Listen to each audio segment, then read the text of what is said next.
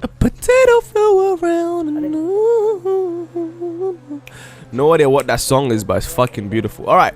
Hey guys, you here, right here, yeah, G-Unit. So we have literally a day or two till the next version, the newer version of GTA 5, right? This is crazy. We're getting there. I've seen quite a few leaked footage now of just live streams. A lot of people stream every single day now and get taken down, as you'd expect. But from what we've witnessed, we've only seen the single player. Single player is expected to be, you know, amazing, you know, graphics wise, whatever, and that is what it seems at the moment. But we know multiplayer is slightly scaled down, just how it's scaled down on this version of the game. I don't know how much I'm gonna push it on multiplayer this time around for the newer version of the game, but it's of course gonna be slightly scaled down from the single player version, and that's expected, so that it can handle 30 players and, you know, rendering issues will be gone, this and that. You know, we need to expect that balance. So thinking about that perspective, you know, it's gonna be great. All right, I like the fact that they haven't touched the mechanics. That's the one thing I always say, you know, mechanics of the cars and the way they feel in the response time is perfect. Don't touch it, and they've done that. All right, you can just see that clearly, the way the cars move and people drive around. Oh boy. Anyway, so this particular race, you know, I was doing a stream yesterday. It was pretty awesome. A lot of you guys tuned in. A lot of hype. It's crazy. A lot of new people. Appreciate it. You know, it's crazy too. Now a lot of people come into the stream and say, is this the guy that faked the nuke 5 years ago? I'm like, yes, you survived it. You're here. So, you know, I don't know, a lot of people seem to not realize now I'm still back on YouTube after what, 5 years back. You know, I did quit YouTube for about a couple of years, came back from Black Ops 2 time, and then started doing GTA 5. So here I am, still alive. So this particular battle that I was going with against Picano, right?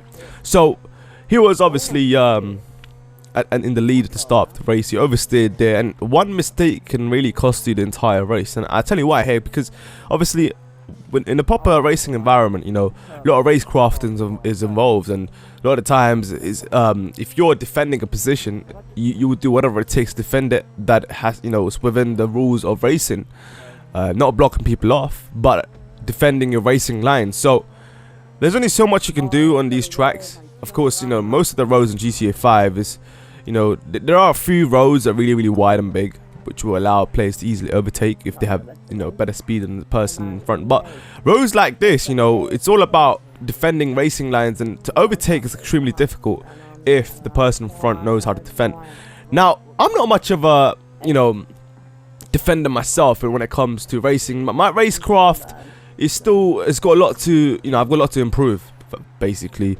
And when it comes to defense, the way I sort of defend, like I tell you all the time, is attack. So I like to keep the gap there throughout the entire time. So I'll keep pushing myself with pace every single corner. But sometimes it comes to a situation where they're literally bumper to bumper, and a lot of people tend to panic in those situations.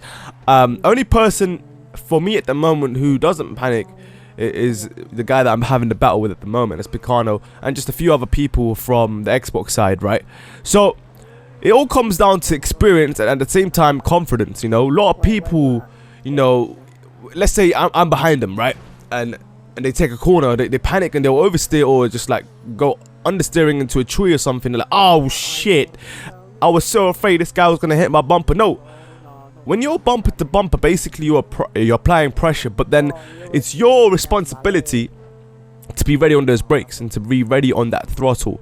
You know, one thing I do when defending, when someone's bumper to bumper with me, I'll always slow the pace down, but then, you know, you have to make a judgment call and say, okay, when do you want to increase the pace and when do you want to make them push you, and then slow the pace down again so you can relax and have a breathing point. But when you slow the pace down, you're vulnerable in a situation where if you make a slightest mistake with your racing line, let's say you oversteer a little bit, or let's say you go wide a little bit and open up a gap, you know, you're gonna allow them to attack you and overtake. You don't want to do that easily. Look at it. So Picano's trying to overtake, but I am closing off my racing lines as I exit from every corner. You know, I'm not just gonna, you know, take the line, allow him to overtake easily. I'm defending my heart out right now. I'm defending my life right now. You know, I'm just kidding. I'm defending this position right now that he gave away from one oversteer. If you guys noticed at the start, he oversteered slightly on the left-hander. From that point, I was just defending. So when you defend, right, there's specific things you need to do, but at the same time, don't make it easy. Don't make it easy on your opponent, right? Don't allow them to easily overtake. There's different styles of defending. There's one type of defending that I always used to do, where I would allow a person to overtake me, but then I'll counter move him by cutting inside after he overtakes and breaks late. So I'll cut inside right after he scored a counter move. That can happen quite easily, but you need to prepare yourself for that situation, anticipate the situation as well. But that could go completely wrong, because you're risking you sort of depending on the player, the opponent, to actually do something about that and to get the breaking point run. Now, if he were to break early and close that line out, then you can't counter move him at all, because he's going to completely slow your pace down, and you have to actually adapt to that. Otherwise, you're going to get into a collision.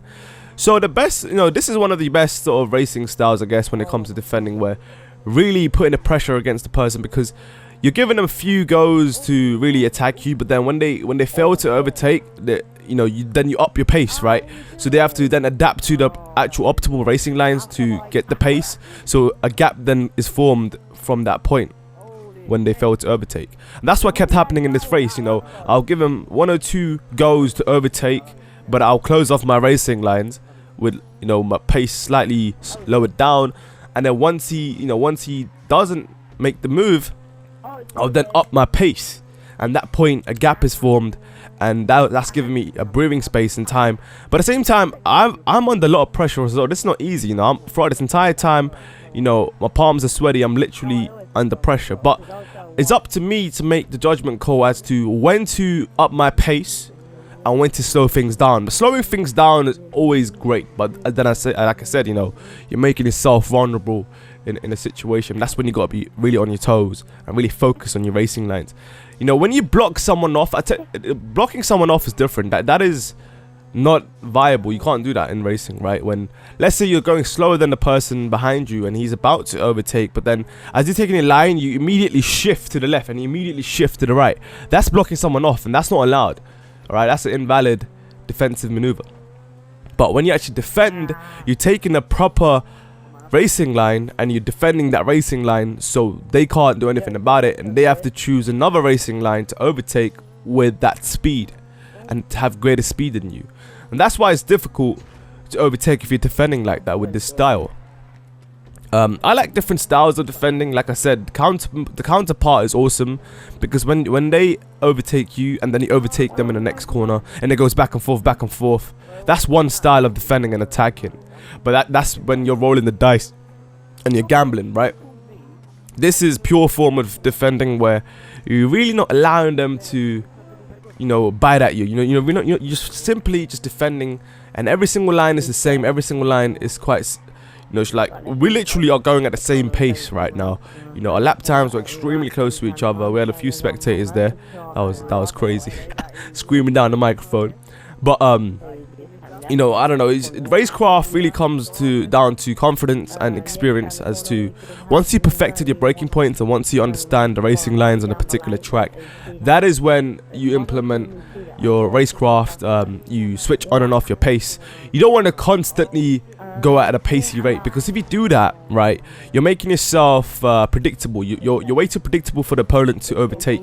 Because if you're going at a one rate of speed, like just going at constant speed at that one particular pace, the player can easily read you and open up, certain gaps that, they find, and easily exploit that. But if you slow the momentum down through these corners and when you slow things down, I'm not saying to brake check. Brake checking is completely invalid. You're not allowed to do that. Brake checking is something that's extremely annoying.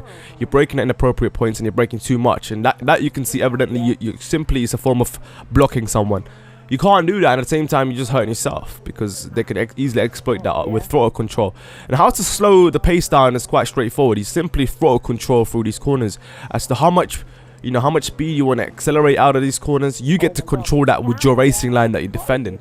So obviously feathering the acceleration button as someone is bumper to bumper with you, so they have to actually slow down with you, but then exploit your pace through an opening. But it's extremely difficult because you're carrying that speed with throttle control. As soon as you power it down, you're off, so they have to then get that pace back again.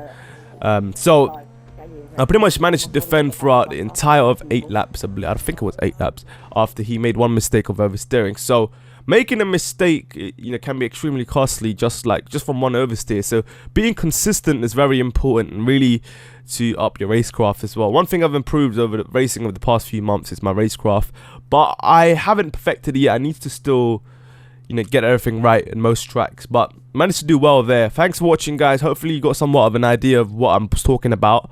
But can't wait for the new version of GTA 5 to explain braking points and how to take corners.